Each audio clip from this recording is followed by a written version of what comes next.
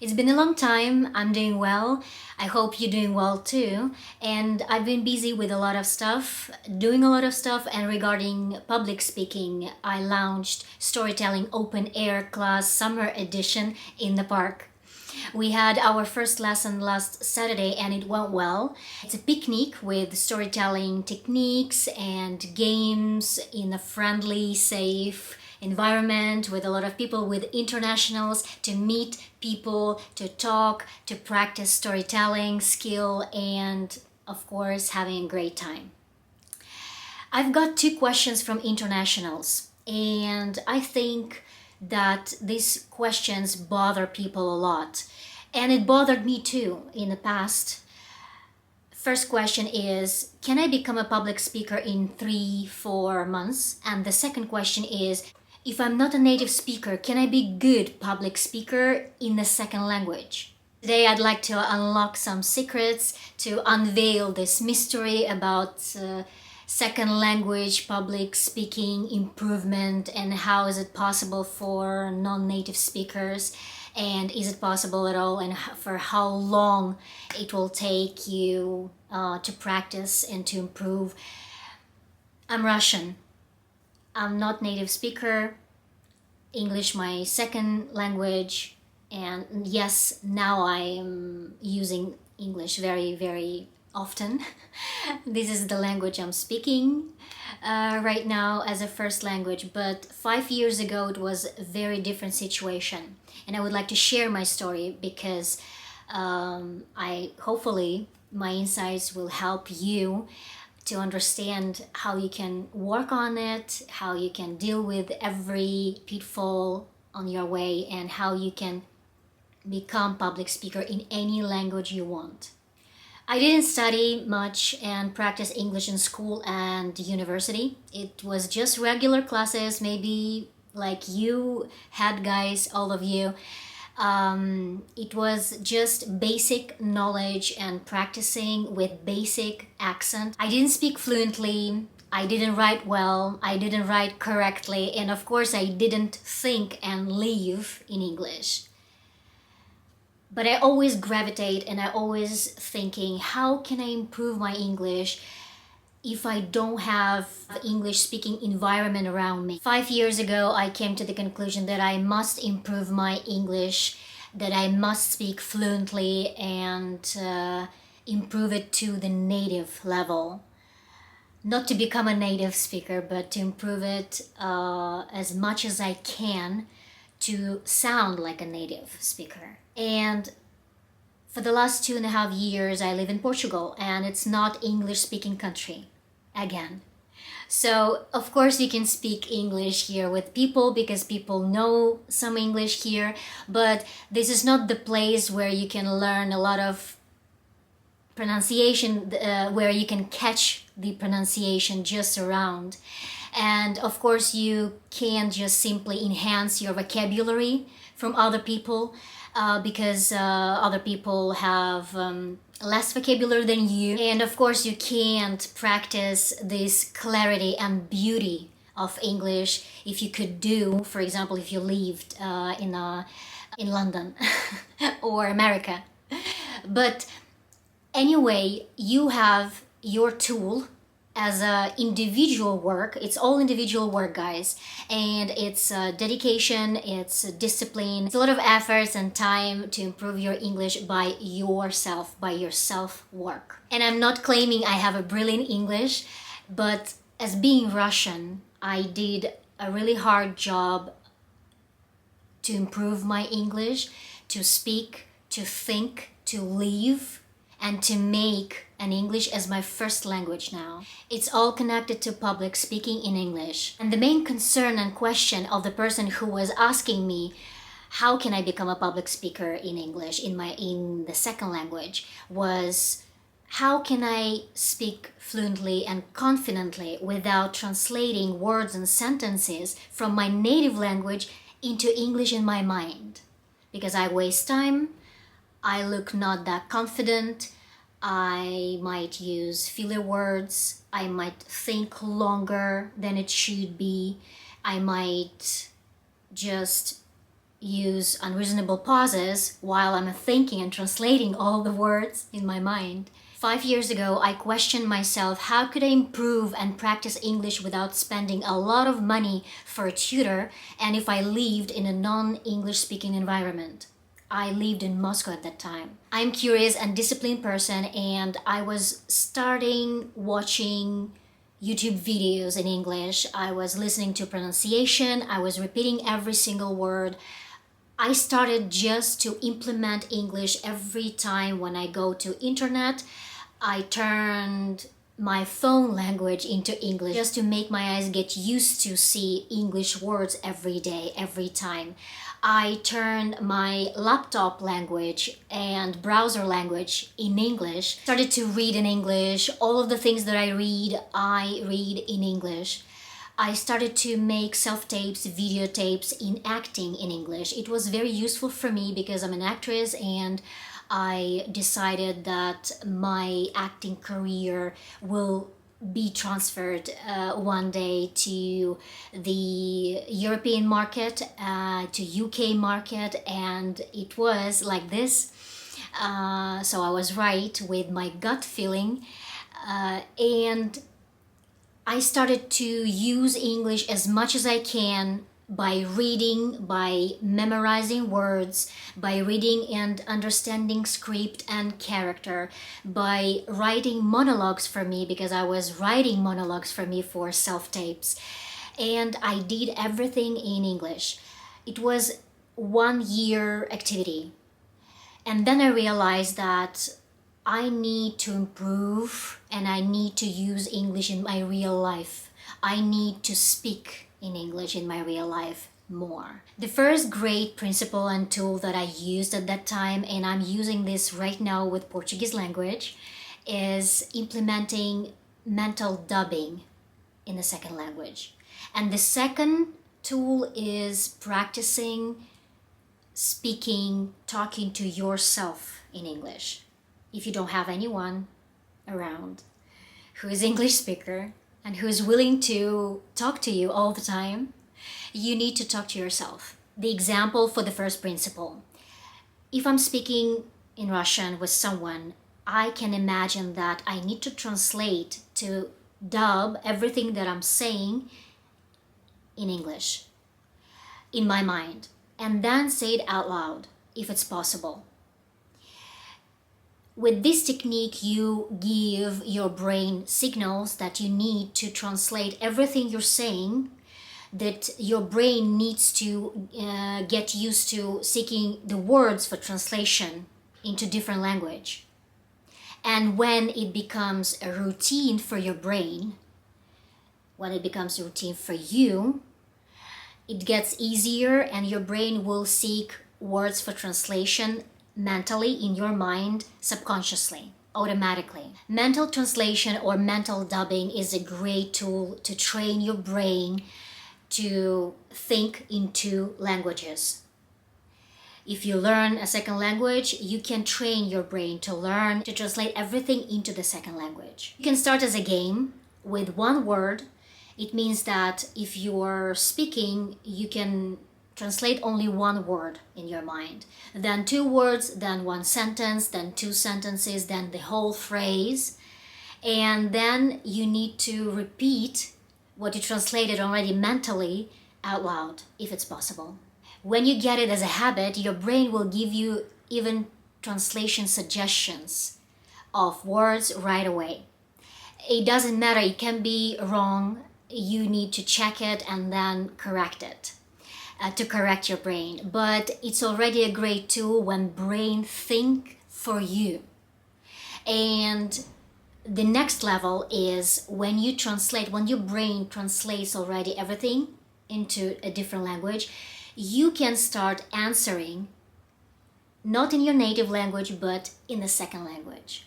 Just the next level of improvement, the next level of actually verbalizing your thoughts. Verbalizing process is the hardest process for people who learn language. People can understand other people.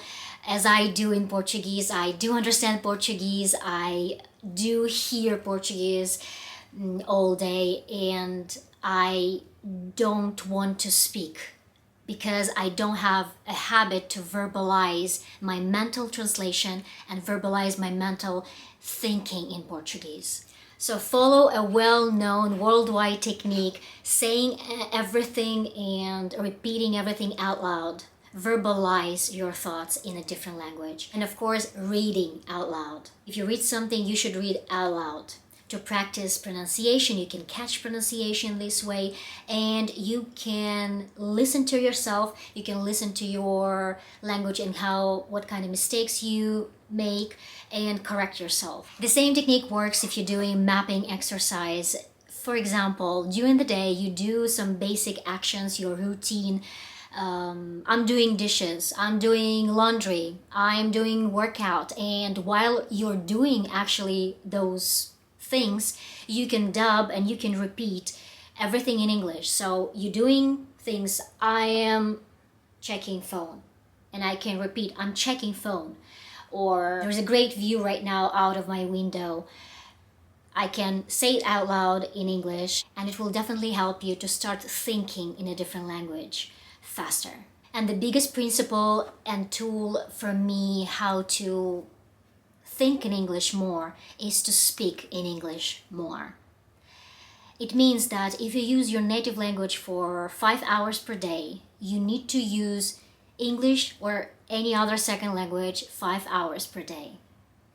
I started with 1 hour per day speaking in English, 1 hour per day, then 2, then 3, and then I speak in English more than a few hours per day.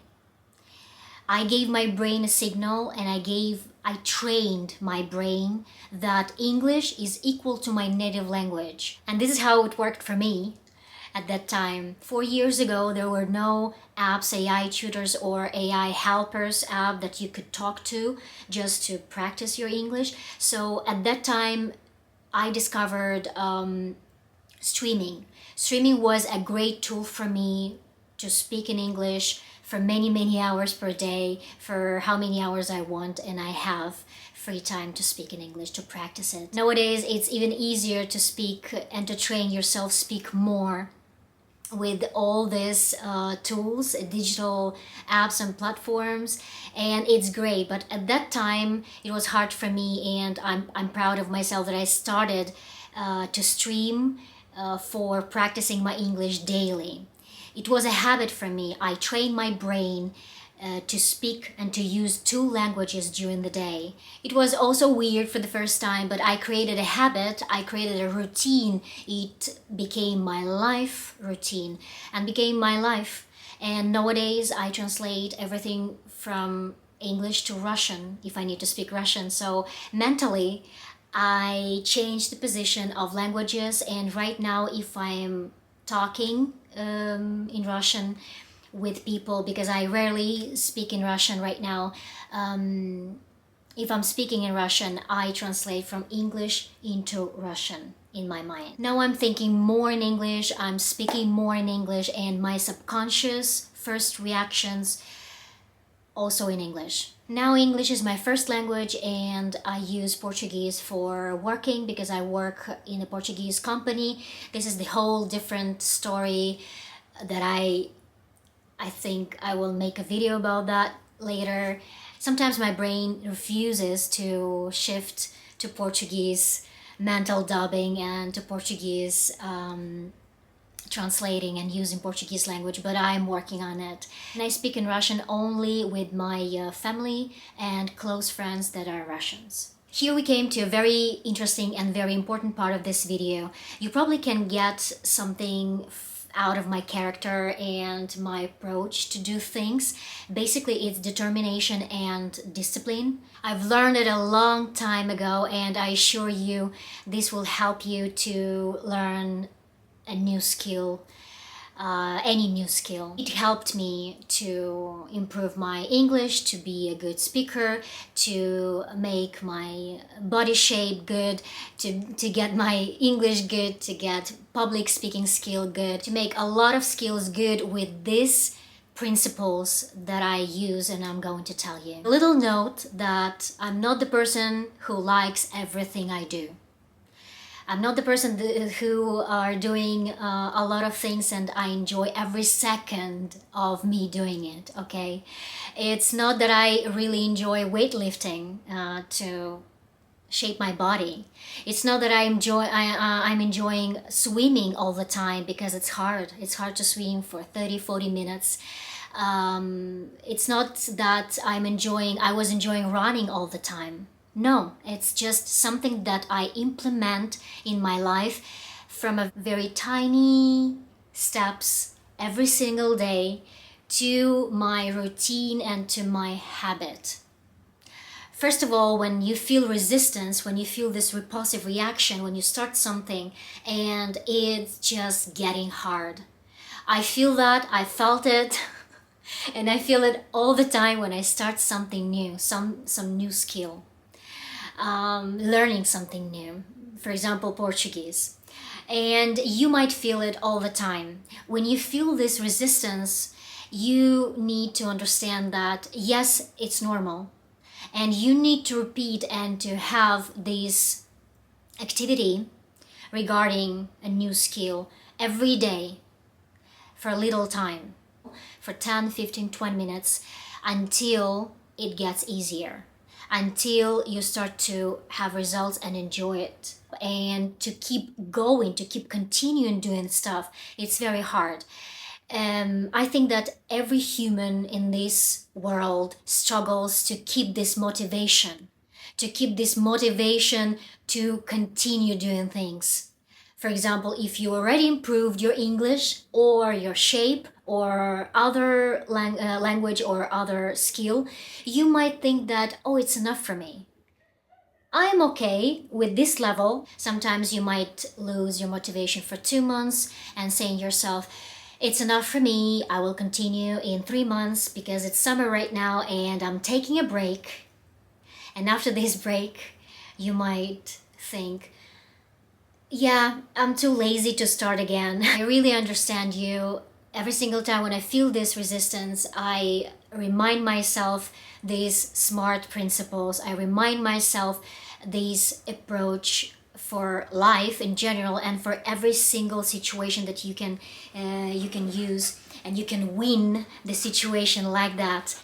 Please pay attention right now, guys, because it's very important what kind of smart principles you can think about, you can implement in your life just to help yourself to keep motivated, to keep going, to become excellent, to become better, because there's always room for improvement. It's something that will help you to keep motivation in the long run for all your lifetime and for everything.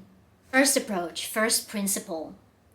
I repeated things 100 of times during the day from 15-20 minutes, even from 5, 10, 15, 20 minutes to several hours per day.